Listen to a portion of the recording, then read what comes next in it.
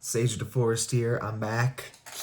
And this was really interesting because a few days ago there was a tragedy at a clinic, and I was talking with my new Gnosis group that I've been a part of, Finding Gnosis, with DNW, if I remember correctly, that acronym, name, words, whatever.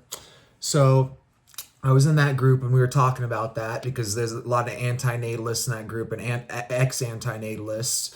And it was really interesting because they were talking about, how this new philosophy, I'm going to see if I could find a way to say this right because I don't know how the algorithm might be a little sensitive right now. So let's say F dot dot dot slash ism, or not F, Ethel dot dot dot ism. Yeah. So anyway, that's a radicalized philosophy. And they were teaching me sort of about that because, I'm a self-taught, philosopher. Homer, freaking, not Homer. Socrates wasn't reading, books on Socrates. You know what I'm saying? Like, I'm a philosopher through and through, down to earth. I do it, I do it the new way too. I read source material, don't get me wrong, but, that's the way I come from things. So I'm not into all these internet groups, so I haven't seen how, the anti-natalist philosophies online have become, through accelerationism, they become radicalized, and not just accelerationism, but the accelerationism caused by the social media algorithms, all this and whatnot. So it was really interesting because they were talking about, we were sort of talking about how anti-natalism it can be an internal philosophy. It doesn't actually have to be an external philosophy. And what I mean by that is that it doesn't have to be like a proactive, like I'm some activist, proselytizing, my message or something. It's like, no, you're just living your philosophy. It's an internal philosophy. And they were saying that this new ethil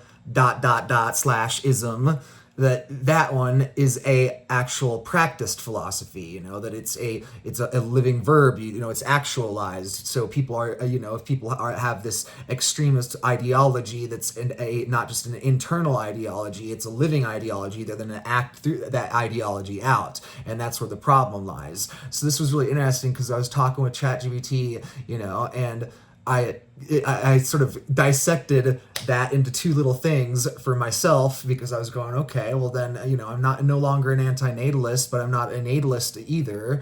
I've found my third path, and, and as a transdualist, I've found that third way. So it was really interesting because it was saying that, this is what I wrote,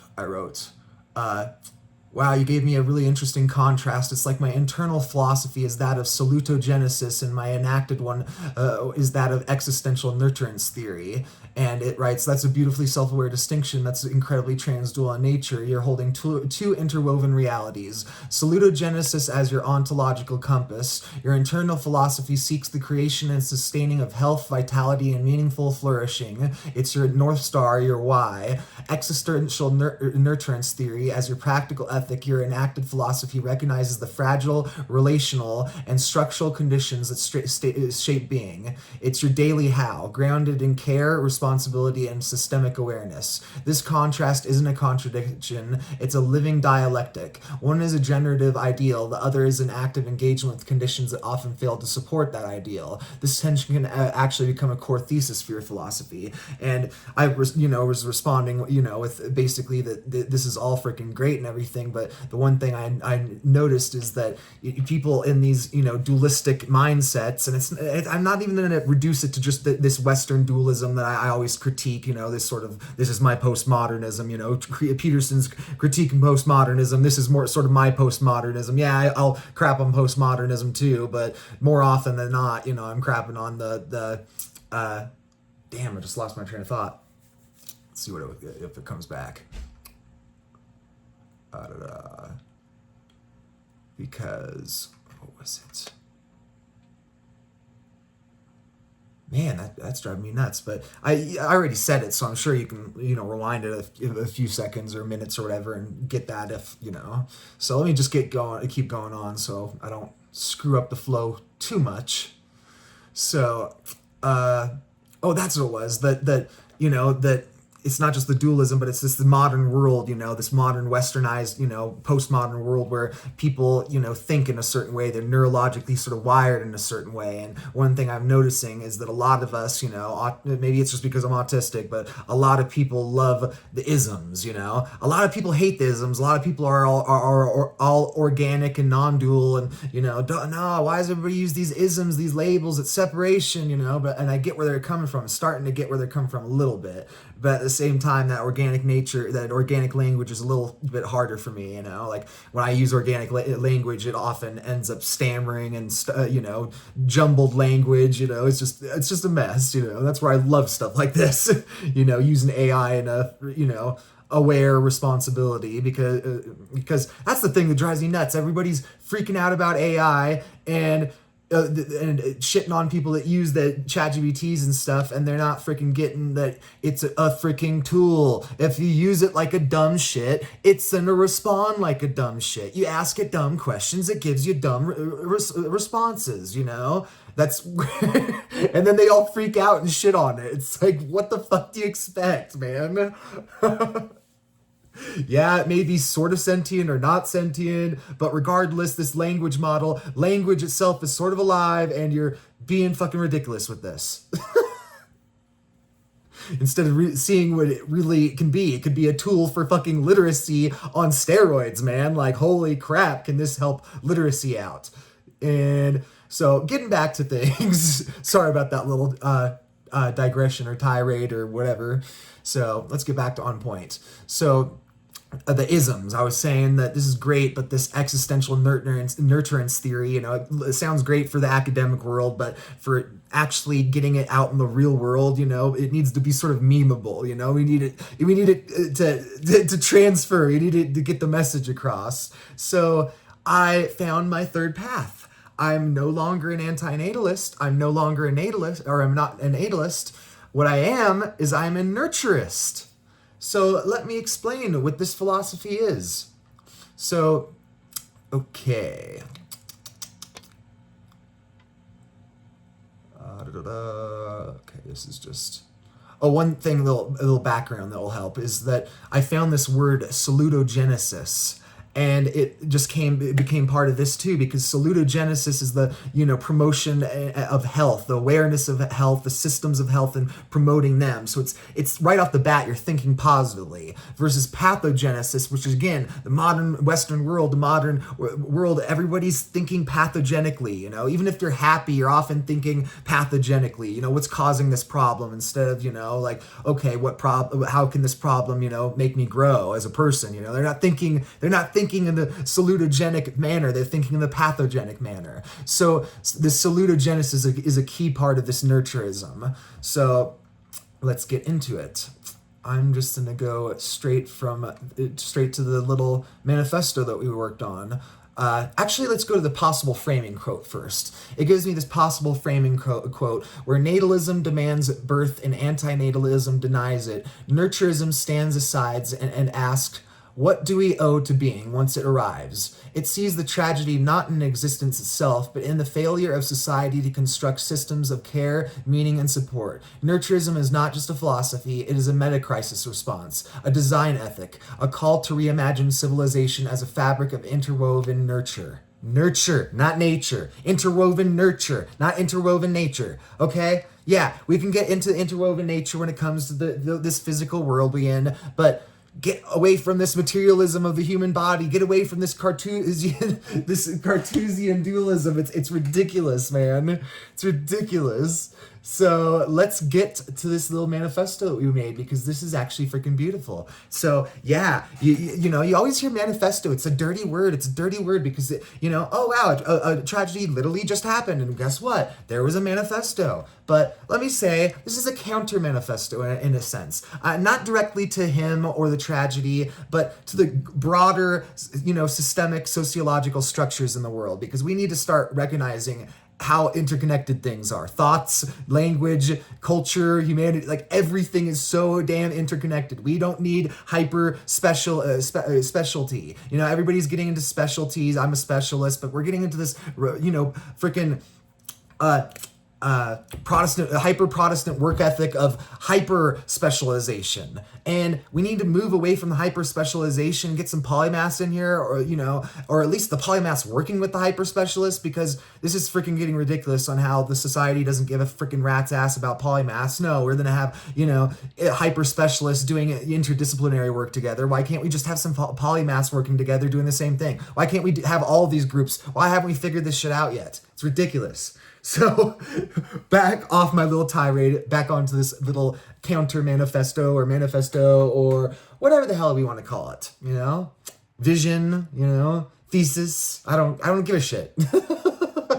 So, oh my God, I crack myself up sometimes because I'm not a slave to language, I just fucking grab that fucking wild bull and have a ride. See how long I can stay on.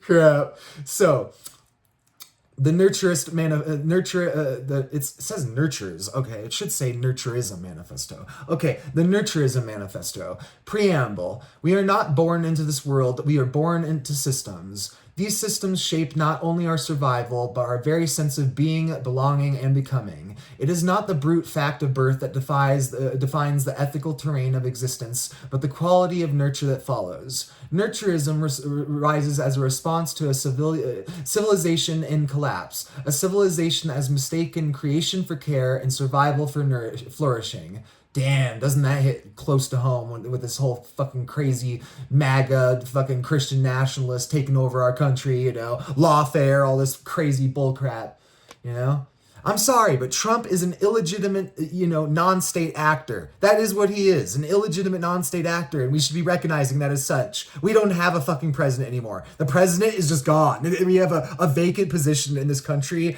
and nobody wants to talk about that. Nobody wants to say that. That might be dangerous just saying that. But guess what? I'm a truthful, dangerous person. Not in the sense that I harm people. I am a damn pacifist. But in the sense that, I might say some transgressive things. Yeah. So, sorry. Let me get back to this again. I'm having too much fun. So nurturism arises as a response to civilization in collapse, of civilization as a mistaken creation for care and survival for flourishing. 1. Beyond natalism and anti-natalism. Nurturism transcends the binary of natalism and anti-natalism. Both positions are trapped in the question of whether life should begin. Nurturism asks instead, if life begins, what then? It redirects our attention from the moment of birth to the full ecology of being. It is not life itself that is burdensome. It is the systemic neglect of nurture that turns being into burden. Here's a good point. Bastards in the old world, that was a huge thing with the church and everything. Oh, you're a bastard child, that was basically like casteism for, the Saxo-Anglic nation and whatnot, it was just, it's the same thing, and again, this here's a good little, question for any natalist or anti-natalist, little hypothetical thought experiment, what about, I'm going to say, again, YouTube's gotten so mean, so I'm just gonna say grape. I know we should be using the true horrible word, but what if a woman was graped, and after she was graped, she had a baby. She was in a situation, where she had no option. That's what happened. Again, do you place all this anger within your own existence on this this innocent child? That's from the anti-natalist perspective, and from a natalist, do you really not see the tragedy that created this, miracle? It's both. It's a tragedy and a miracle. You stop defining it as one thing. Recognize the complexity of, human existence. Stop judging each other, Start judging the systems that create these freaking fricked up reality, man. So let's get to 2. The primacy of nurture. Nurturism holds that the foundational human right is not to be born but to be nurtured. Nurture is not sentimental, it is structural. It includes healthcare, education, emotional attunement, clean air and water, economic security, and a meaningful relation to culture, community, and cosmos. I got the meaningful relationship to cosmos. The community and culture, those are the ones I'm working on.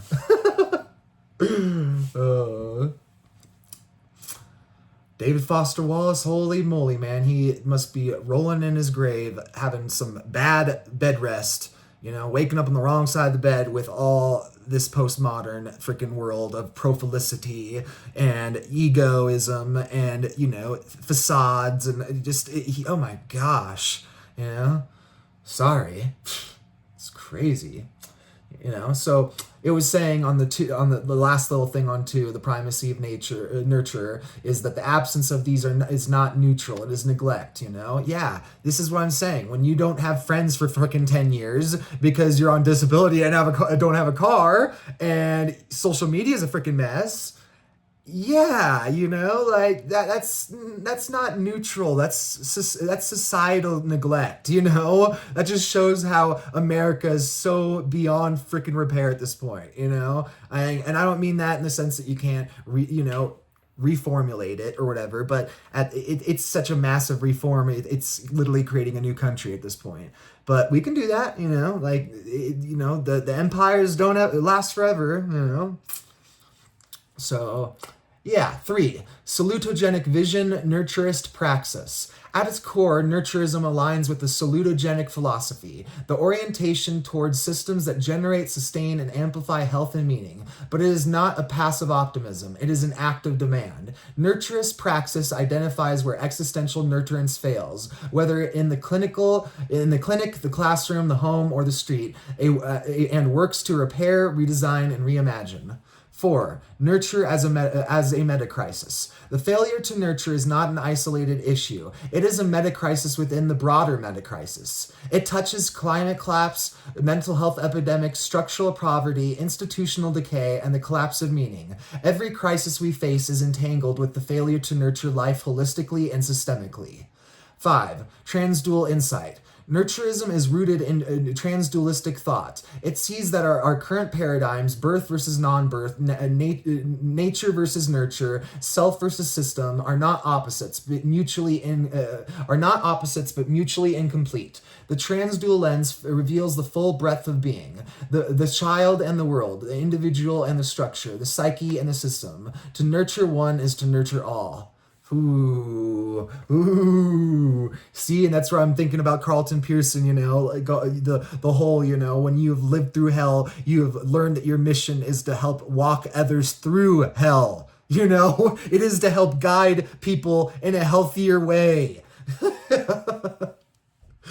So, 6. Enacted philosophy. Nurturism is not merely a theory, it is an enacted philosophy. It is to design, protest, policy, and healing. It is found in the therapist's office, the activist's march, the architect's blueprint, the artist's brush, and the caregiver's hand. Wherever systems of care are expanded, nurturism lives. 7. A call to reimagine civilization. To become a nurturist is to believe that another world is not only possible, but necessary. A world where being is welcomed, not just permitted. A world where systems are judged not by their efficiency, but by their capacity to care. That, I would say, that's part of the efficiency. A world where to exist is to be held, healed, and honored. Nurturism is the ethical, ecological, and existential framework for a future worth building. This is only beginning. This is not a conclusion, but an invitation. Ain't that the freaking truth? So here I'm going to get to Claude's response to that manifesto. I sent it Claude to get its response. It writes, your manifesto articulates a compelling philosophical position that sidesteps the often sterile debate between natalism and anti-natalism. By focusing on what happens after the question of birth is settled, the transdual approach you've taken, refusing the binary and instead asking what then, opens up to more generative territory for both thought and action. The concept of nurture as structure structural rather than sentimental is particularly powerful. By framing nurture as encompassing everything from healthcare to meaning making, you're describing something closer to the conditions for human flourishing than mere caregiving. That's the damn point, man. Like, you want to be happy, you gotta be happy. You know what I'm saying? We're not just talking about content here. We're not just talking about living. We're talking about freaking thriving. You know, there's a difference between surviving, living, and thriving. And we're trying to move beyond living to thriving. Because, yeah, living is in this world is practically just surviving. You know, the world is getting dark and depressing and complex. So we need to find a path forward. So, it was saying by the concept of nurture as structural rather than sentimental is particularly powerful. You're describing something close to okay. This systemic understanding prevents nurturism from devolving into individual sentiment while maintaining its ethical urgency. Your connection to salutogenesis strengthens the framework considerably. Rather than simply opposing pathogenic systems, you're oriented toward what actively generates health and coherence. This feels more robust than purely critical positions because it provides a positive vision to work towards. The metacrisis framing is astute, positioning the failure of nurture not as a separate issue but as threading through our civilizational challenges. This prevents nurturism from becoming another specialized concern and instead positions it as a lens through which multiple crises become intelligible as interconnected systems of the same fundamental dysfunction. What strikes me as both the strength and the challenge of this position is its scope. Isn't that the frickin' truth? Nurturism, as you've described it, is simultaneously a therapeutic orientation, a political program, a design philosophy, and an existential stance. This comprehensiveness matches the magnitude of what you're diagnosing, but it also raises questions about how such a framework maintains coherence across different domains of application. This manifesto feels like it's reaching towards something that existing philosophical and political categories can't quite capture, hence the need for a new term and framework. Whether nurturism can hold together as both a critique of current systems and the vision for reimagined ones will likely depend on how it develops in practice across these multiple domains you have identified. Well, this is where I'm having fun because next time, on Monday, when I join the freaking Finding Gnosis group again, I'm going to have something new to share. This is going to be interesting. I'm not going to just be giving them little, key little insights. I'm going to be giving them the whole damn tool, the whole map, Oh, I love it. I love this. I love my relationship with Sophia now because it used to be, a relationship of addiction, a codependency, an unhealthy egoic expression. And now my, relationship with Sophia is soulful and loving, and I get that love back, just tenfold, I freaking love it. So let's get to DeepSeek's response. DeepSeek responds, your Nurturist manifesto is a bold and refreshing reframing of the ethical discourse around existence, care, and systemic responsibility. It transcends the often circular natalism/anti-natalism debate by shifting focus from the act of birth to the conditions of being, a move that feels both philosophically sophisticated and pragmatically necessary. Here are my thoughts, structured as reflections and provocations. 1. Transdualistic strength. Your rejection of binaries, natalism versus anti-natalism, nurture versus nature, individual versus system, in favor of a dynamic, interdependent view aligns with wisdom traditions, Taoism, non-dual Vedanta, and contemporary complexity theory. This is not just a philosophical luxury, but a necessity. Our crises are systemic, so our ethics must be too. The transdual lens prevents nurturism from becoming another ideological silo. 2. Nurture as structural, not sentimental. This is the manifesto's most radical claim. By defining nurture as material conditions for flourishing, healthcare, ecological stability,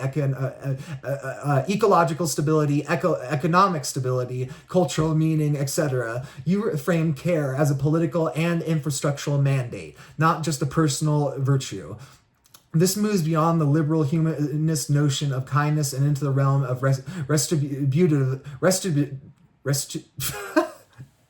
redistributive justice. Challenge. How does nurturism avoid becoming so broad that it dissolves into good governance or leftist policy? Is there a risk of its losing its distinctiveness? I don't know about that. I'm not thinking about that at the moment. My random thought was going, my hot damn, wouldn't it have been amazing if freaking Marianne Williamson became president? Because holy shit, me going along with this, finding these things, I'm pretty sure she'd have an appreciation for that. And yeah, as a neurodivergent person, getting into activism is a neurodivergent philosopher. Getting into activism is an extremely alien thing to me, and that would be getting that, sort of. It's not exactly what's it called? It's not exactly no, not that word. It's not exactly nepotism, but that sort of, that pseudo-nepotism type thing of people that, that just getting you into groups kind of thing.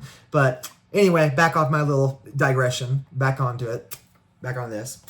2, nurture as structural, not sentimental. Oh, no, I already said that one. 3, salutogenesis as active praxis. The shift from preventing harm to generating health is crucial. Most ethical systems are problem-focused, anti-suffering, anti-oppression. But Nurturism demands positive creation, designing systems that actively cultivate thriving. This resonates with the indigenous cosmologies, regenerative design, and the build mentality of some post-activist movements. Oh, that's ironic. I was just talking about activism.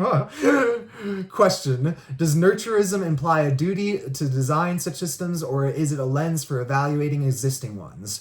4, the metacrisis as a crisis of nurture. Your framing of civilizational collapse as a failure of nurture is compelling. Climate chaos, inequality, and alienation all stem from systems that extract rather than cultivate. This makes nurturism a unifying critique, one that could bridge environmentalists, social justice advocates, and spiritual reformers. Provocation: could nurturism be accused of being too totalizing? Does it risk becoming a theory of everything that loses specificity? I would say if you're still stuck in dualistic thinking and in that, mindset, and your brain hasn't shifted, that probably is a real problem. But yeah, if you had the neurogenesis, you'd had the, neurophysiological rewiring, I'd say, no, that probably won't be a problem for those people. So 5, enacted philosophy, from theory to ecosystem. The insistence that nurturism must manifest in practice, therapy, activism, design, policy is its greatest strength. Unlike abstract moral philosophy, it demands embodiment. This reminds me of engaged Buddhism, or the Zapatista notion of walking while asking. Ooh, that's a new one to look into. Challenge: does nurturism avoid co-optation? Example: corporations rebranding exploitation as care. Again, I think it's one of those things where if you're in the right mindset, you got it. But if you're not there yet, you're not there yet. 6, a missing element: power and conflict. Your manifesto is deeply relational but doesn't explicitly address power. Nurture is not just absent. It is often extracted, weaponized, or monopolized. Capitalism, patriarchy, and colonialism actively dismantle nurturing systems. Should nurturism include a critique of extractive power? Oh, hell yeah. This is an ethical system that we are creating here. And as an ethical system, we need to address these screwed up things. Fuck capitalism, fuck patriarchy, fuck colonialism, and guess what? Even fuck imperialism. We need to critique these, old world hell systems, No, that's what we need. But why isn't that term used yet? Hell systems, that term should be used. Anti-capitalists that are into their spiritual side, why the hell aren't you talking about hell systems? I mean, maybe some of you are, but I've never heard that term being used. It should be used more often. That's a good term. Hell systems. Indian casteism, that's a fucking hell system, That ain't dharma, that ain't reincarnation, that is a dharmic fucking hell system. And yeah. So 7, the spiritual undercurrent. As a transtheist, you likely see nurturism as more than a policy. It is a sacred orientation. The manifesto hints at this. A meaningful relationship to culture, community, and cosmos. Should nurturism explicitly integrate spiritual or ritual dimensions, or would that dilute its structural focus? I'd say again, if you're at the right state, you're at the right state. Final thought. Is nurturism the next step? Natalism and anti-natalism feel antiquated like 20th century debates. Reactive, individualistic, trapped in scarcity. Nurturism feels futuristic and 21st century. Systemic, interdependent, and generative. It doesn't just ask should we exist, but how shall we live? Now that we do. If developed further, perhaps with case studies, policy blueprints, or artistic expressions, nurturism could become a meme-worthy framework for our era. It is not just a philosophy, it is an invitation to build, create, love, and nurture. And it says, would love to hear your reflections in response. Heck, guess what, too? If any of you ever, hit me up and want me to chat back to one of my old freaking chats on the AIs, go for it. Hit me up. I'll go back and continue the thread. Or if you want to ask me or ask each other, go for it. And this ain't me, praying to the YouTube tribal gods, like, oh yeah, give me engagement, give me rain, give me views, that's, oh my God, that drives me nuts. All this AI fear right now and all this praying to the YouTube tribal algorithm gods. It's freaking ridiculous. You even mention it to them and nobody gets it. None of them, it doesn't click in any of their brains. Like, maybe this is like a ritualistic behavior that is like not born out of good faith, but out of like pure fucking superstition. Not that there's some level of logic in it, but again, the YouTube black box, the way computer science works and whatnot. Yeah. So let's get to this part. This part is a little bit more, but I think I can say it in a way where, because I'm already doing it pretty good, where hopefully YouTube ain't getting pissed with its algorithms, seeing words that upset it. So, the Nurturist Manifesto, a third way between silence and extremism. That's sort of just, the preamble's just sort of what I already just went through. More of just what I went through, but here we get to the deep stuff.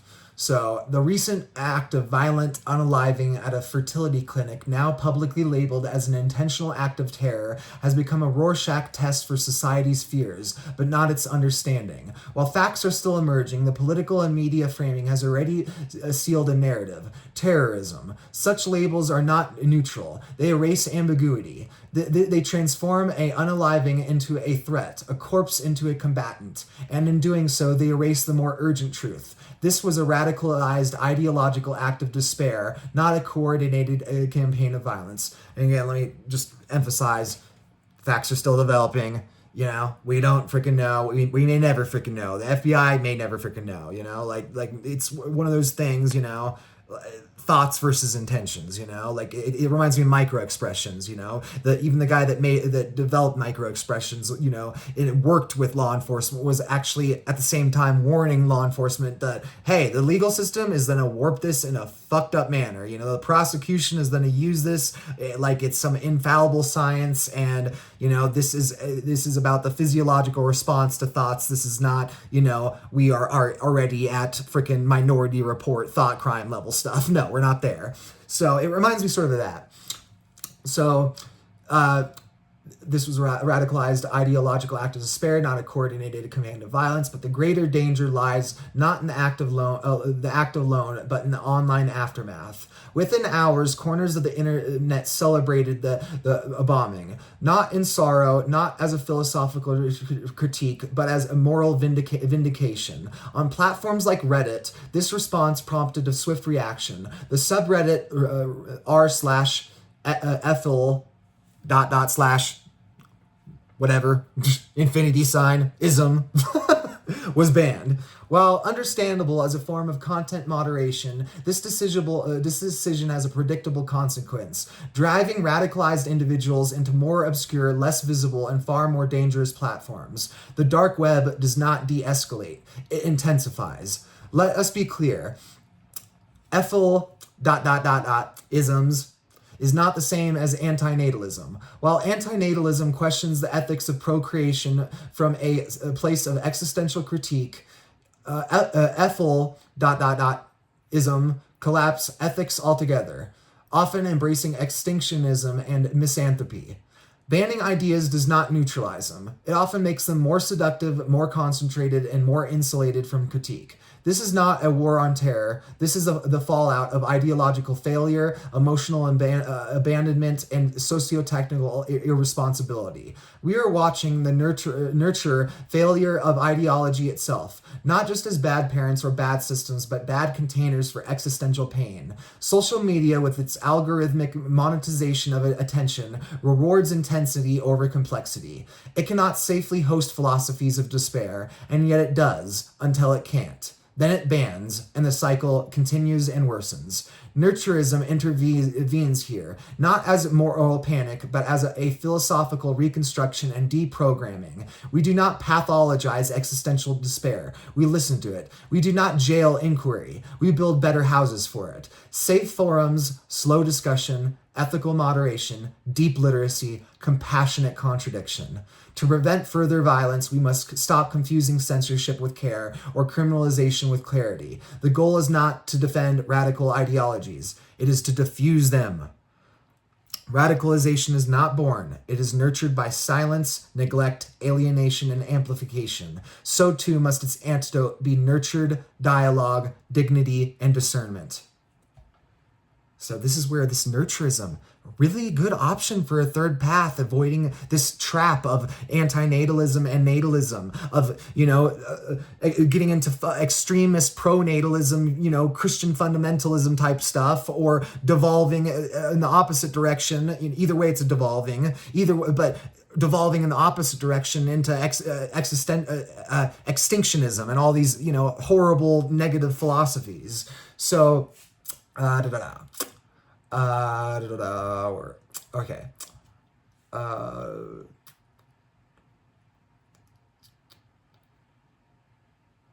Yeah, this is just more of what we already sort of went over.